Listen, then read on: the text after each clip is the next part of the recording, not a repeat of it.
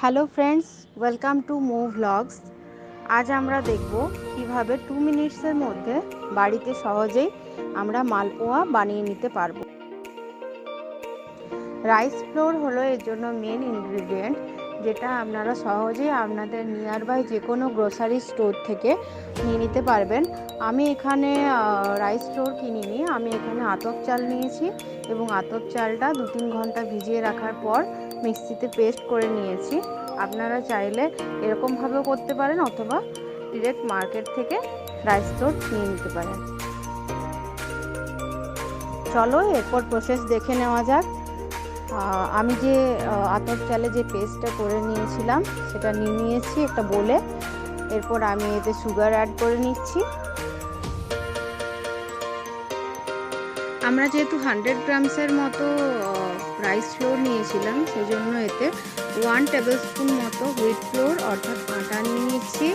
এরপর আমরা অ্যাড করে নেবো একে একে ব্ল্যাক রেজিন, মৌরি অর্থাৎ অ্যানিসিড, আর এরপর অ্যাড করে নেব এলাইচি, হোল এলাইচি, পিঞ্চ অফ, এগুলো অ্যাড করতে পারি অ্যাকর্ডিং টু ইয়োর টেস্ট।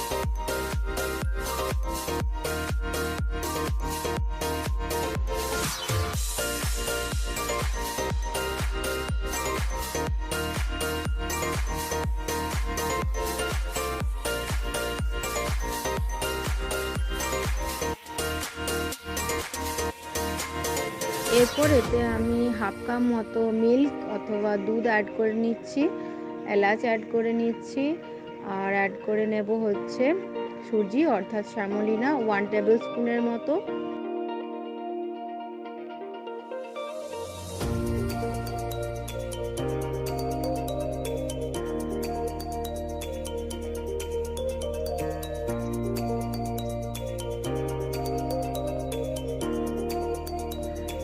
এরপর আমরা ফ্রাইং প্যানে হোয়াইট অয়েল অথবা mustard oil according to your taste add করে নিচ্ছি। দেন একে একে আমরা এই মালপোয়াগুলো ভেজে নেব।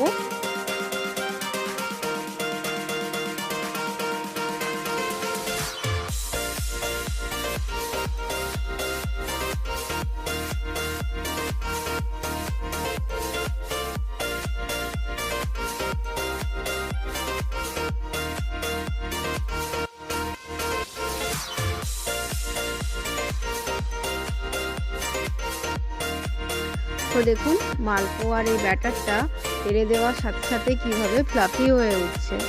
আর এটার মেন কারণ হলো এতে সুজি অর্থাৎ শ্যামলিনা মা যেটা এতে অ্যাড করেছিল, সেই জন্যই হচ্ছে এই ফ্লাফিনেসটা।